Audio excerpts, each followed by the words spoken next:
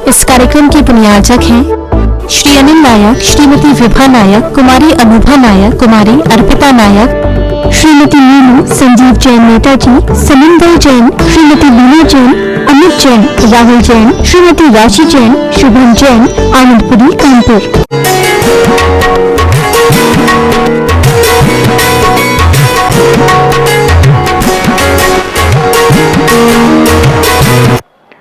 कपड़ा कहता है भूल गए दोस्त, जब मैं नया था तो तुम्हें हमने सम्मान दिलाया था, तुम एक कार्यक्रम में गए थे और लोग पूछ रहे थे कि ये साड़ी आपने कहां से खरीदी, अभी तो ये मार्केट में आई नहीं आगरा के अंदर। नहीं, मैं बॉम्बे गया था, मैं बॉम्बे से लेकर के आया हूं। उस साड़ी ने तुम्हें कितना सम्मान दिलाया था, और एक साल के बाद तुम्हारे पास 10-15 एक्स्ट्रा साड़ियां आ गई तो तुमने उस साड़ी को फेंक दिया, कबाड़ में डाल दिया। ये उस साड़ी का अपमान है, जीप का भी अपमान है और अजीब का भी अपमान है। तुम सोच सकते हो कि महाराज जी अजीब का भी कोई अपमान होता है? जो व्यक्ति तुम्हारे जीवन में हेल्प करता है, बोलो कपड़ा कितनी हेल्प करता है तुम्हारे जीवन में, तुम्हें कितना मान सम्मान दिलाता है ये कपड़ा। एक घटना स्मरण में आ गई। एक मुंशी प्रेमचंद जी एक बहुत बड़े लेखक हुए, बहुत बड़े कहानीकार, उपन्यासकार, साहित्याचार। तो एक बहुत बड़ा अंतरराष्ट्रीय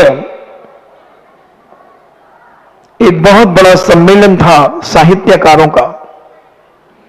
देश विदेश के बड़े बड़े साहित्यकार वहां उपस्थित हुए थे। शेक्सपियर जैसे प्रेमचंद मुंशी आदि को भी बुलाया गया, उसकी अध्यक्षता करने के लिए प्रेमचंद मुंशी को बुलाया गया, क्योंकि बहुत बड़े लेखक थे, अपने समय के बहुत बड़े विद्वानों में जिनकी गिनती की जाती थी। बड़े बड़े ऑफिसर्स, बड़े बड़े साहित्यकार, बड़े बड़े लेखक, कथाकार, व्यंग्यकार, उपन्यासकार, बड़ी बड़ी हस्तियां विश्व की उस कार्यक्रम में उपस्थित थी। और प्रेमचंद मुंशी बहुत बड़े समय के पाबंद थे। जीवन में कुछ सीखना, अपने जीवन में समय के पाबंद होना सीखना। आज जितना व्यक्ति समय को बर्बाद करता है, देखो समय का अपमान करने वाले यत्ते तत्ते बैठे होंगे, यहां वहां की बातें कर रहे होंगे, ये पाप कमा रहे हैं।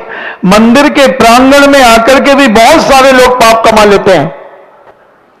धार्मिक स्थलों पर घर गृहस्थी की चर्चा करके अपने जीवन का विनाश की ओर से ढकेल देते हैं। बहुत बिरले लोग होते हैं कि जो अपने एक एक सेकंड की कीमत करते हैं।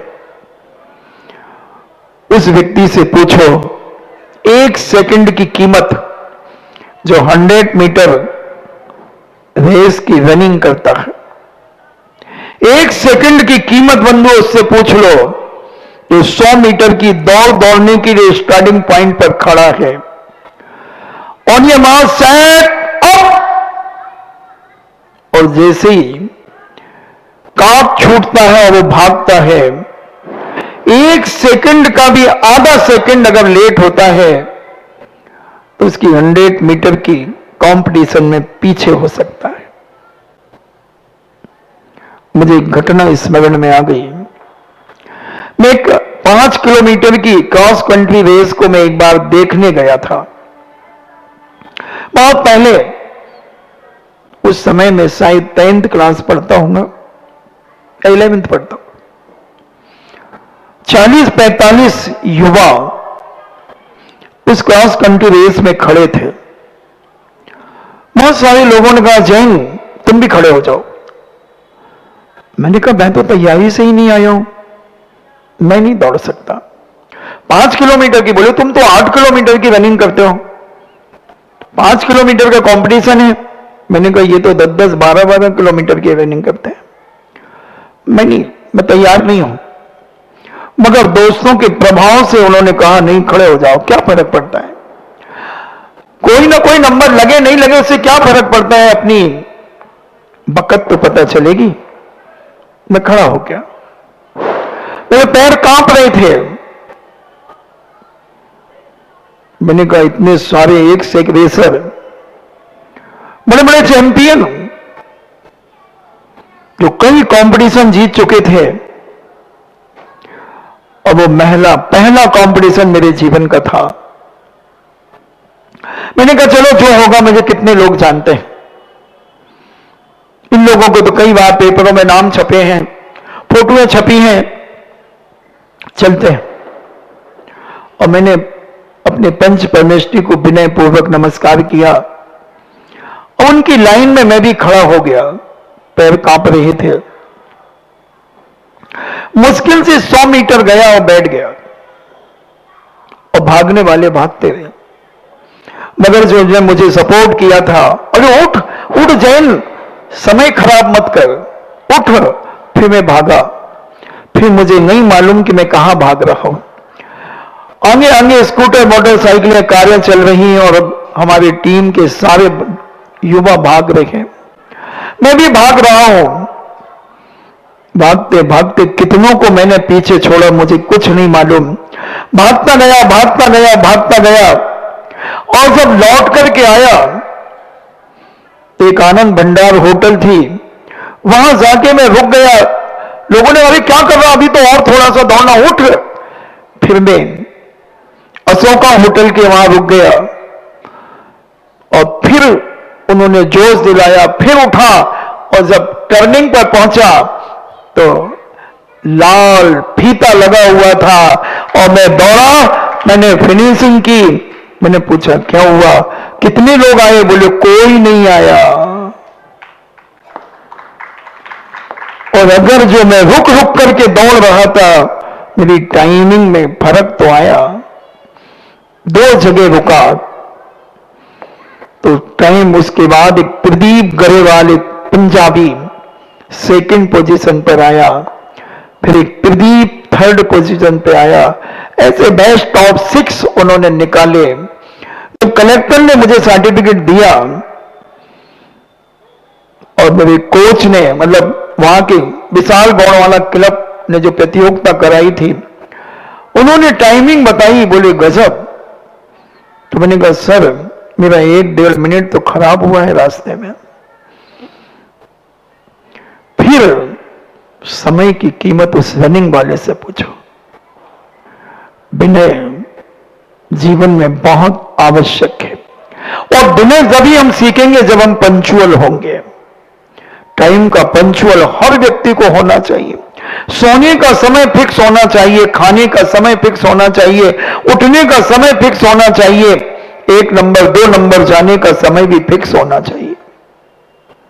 स्वस्थ रहने के राज है बंधु। ये बड़े बड़े जो वैष्णव ऋषि आदि हुए, उन्होंने जो दिनचर्याओं के बारे में लिखा, उन्होंने लिखा कि आप जंगल भी समय पर जाइए, सोकर भी समय पर उठिए, भोजन भी समय पर कीजिए, आदि बीमारियों के निवारण तो यूं हो जाएंगे। शरीर की स्वस्थता दिन प्रतिदिन बढ़ती चली जाएगी। इसलिए तो लोगों ने तुकबंदी तो बना ली, टाइम इज मनी। मगर क्या उस टाइम की हम पैसों जैसे कीमत करते हैं? टाइम इज मनी, समय पैसा है। तो क्या समय की हम इज्जत करते हैं? भारतीय आदमी जितना समय को बर्बाद करता है, उतना विदेशी आदमी बर्बाद नहीं करता। हमारे यहां थोड़ा सा कुछ हुआ, हम आंदोलन कर देते हैं, हम आगजनी कर देते हैं, हम बसें जला देते हैं, हम थानों में आग लगा देते हैं, हम न जाने उपद्रव क्या करते, दुकानें लूट लेते हैं, हम काम करने के लिए बाहर निकल जाते हैं, हम काम नहीं करते हैं, अनेक अनेक प्रकार के प्रदर्शन करते हैं। मगर विदेशी विरोध करते हैं, वो भी प्रदर्शन करते हैं, मगर वो भारत जैसे आतंकी कार्य नहीं करते।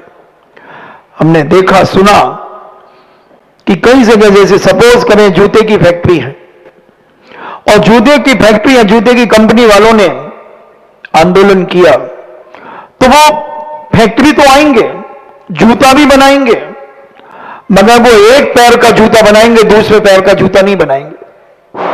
ये उनका विरोध है, ये उनका आंदोलन है।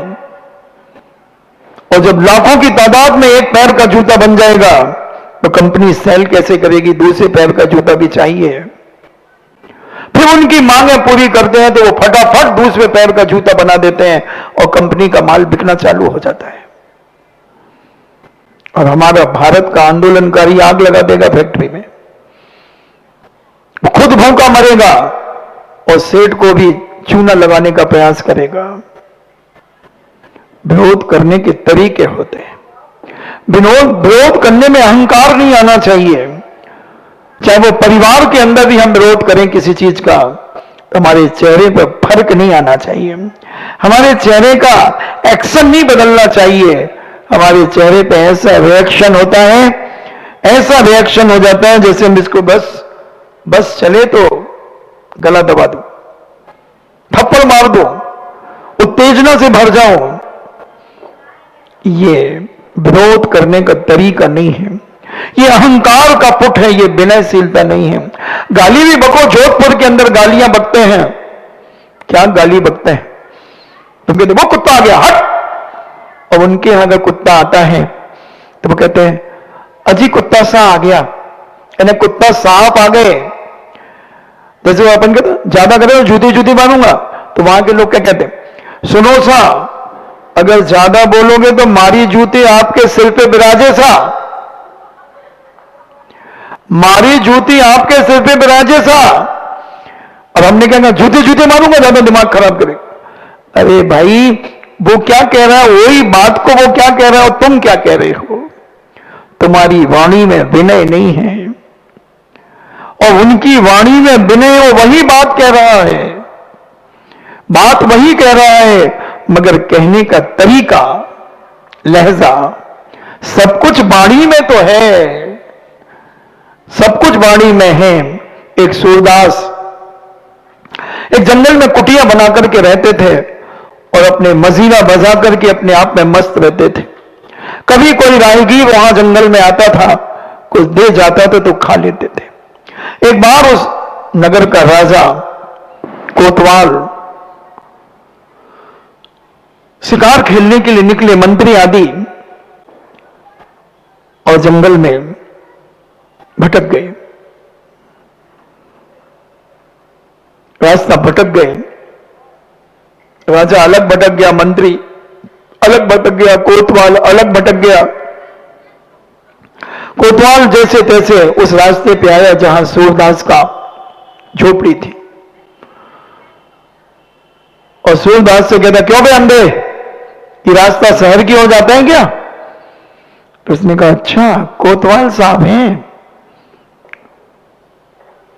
बोले हाँ साहब, ये रास्ता शहर की ओर ही जाता है, आप जाइए, सीधे इस पगडंडी से चले जाइए, आप 1.5 मील चलेंगे तो आपको एक रास्ता और मिलेगा। उसने रास्ता बता दिया। इतने में मंत्री आया, क्यों सूरदास, ये रास्ता कहां जाता है, शहर की ओर जाता है क्या? अच्छा मंत्री जी, ये रास्ता शहर की ओर जाता है, 1.5 मील जाने के बाद दाहिने हाथ की तरफ जाएंगे और 2 फरलांग चलने के बाद फिर रास्ता मुड़ जाएंगे, राजमहल का रास्ता आ जाएगा। राजा भी भटकते भटकते अपने घोड़े से लथपथ पसीने से घोड़े पर उल्टे पड़े थे, और जैसे उन्हें मजीरे की आवाज आई तो राजा ने घोड़े से उतरे और देखा कि एक सूरदास एक झोपड़ी में बैठा हुआ है और अपना मजीरा बजा रहा है, बड़ा तल्लीन है। राजा साहब 5 मिनट के लिए वहां खड़े रहे और बहुत विनय से कहते हैं सूरदास जी, ये रास्ता शहर की ओर जाता है। वो कहता ओहो राजा साहब, और खड़ा हो गया। राजा साहब के चरणों में ढोक लगाई।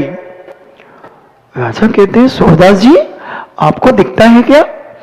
बोले नहीं मालिक, मुझे दिखता नहीं है। तो बोले तुमने कैसे जाना कि मैं राजा हूं? बोले राजा साहब, अभी थोड़ी देर पहले आपके मंत्री जी निकले थे, उसके थोड़ी देर पहले आपके कोतवाल साहब भी निकले थे। आपने कैसे जाना कि वो कोतवाल है, वो मंत्री है, मैं राजा हूं? बोले राजन, वाणी से पता चलता है कि ये किस ओहदे का आदमी है, ये किस कुल का आदमी है, ये किस परिवार का आदमी है। उसकी वाणी से पहचान होती है, वाणी से पहचान होती है। तो कोतवाल साहब ने क्या कहा? उन्होंने बड़े अहंकार में पूछा था, क्यों रे अंधे, ये रास्ता शहर की ओर जाता है? अच्छा, तो तुमने वाणी से पहचान लिया? जी। और मंत्री जी ने क्या कहा? मंत्री जी की भी वाणी में अहंकार की बू आ रही थी राजा साहब। अच्छा,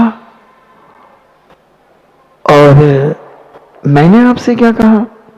राजा साहब, आपकी वाणी से तो ऐसे फूल बिखर रहे थे, आपकी विनय मैं समझ गया था आपने सूरदास जी बोला था, और इस विनय में इतना प्यार था कि मेरा शरीर रोमांच हो गया था।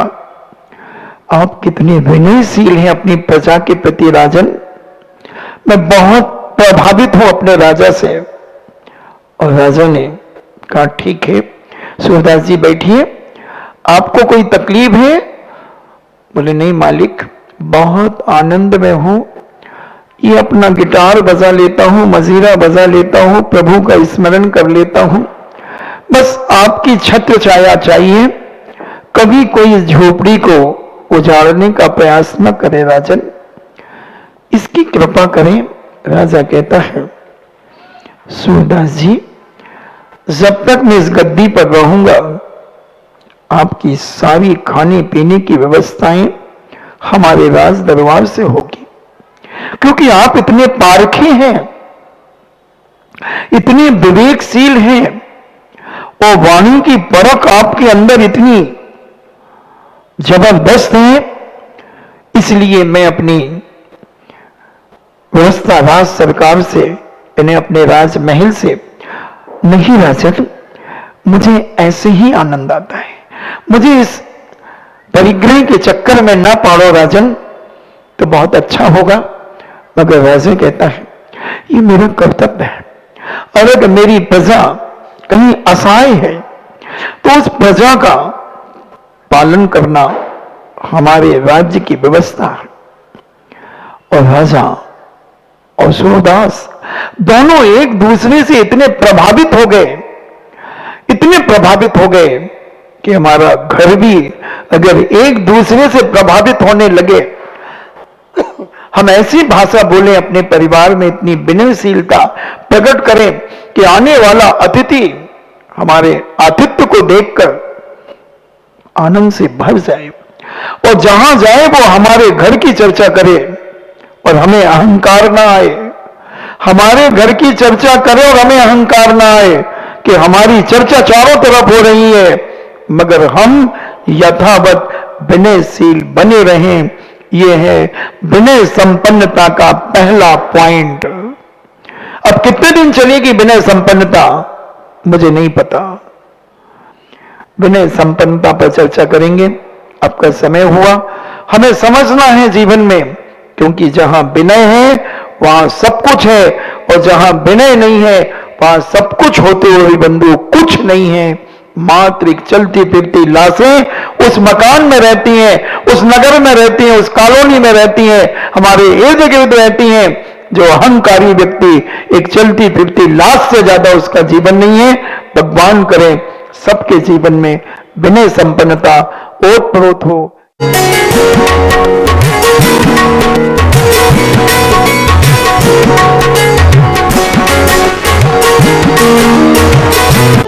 इस कार्यक्रम के बुनियादक थे श्री अनिल नायक, श्रीमती विभा नायक, कुमारी अनुभा नायक, कुमारी अर्पिता नायक, श्रीमती मीनू, संजीव जैन नेताजी, समिंदर जैन, श्रीमती लीना जैन, अमित जैन, राहुल जैन, श्रीमती राशि जैन, शुभम जैन, आनंदपुरी, कानपुर।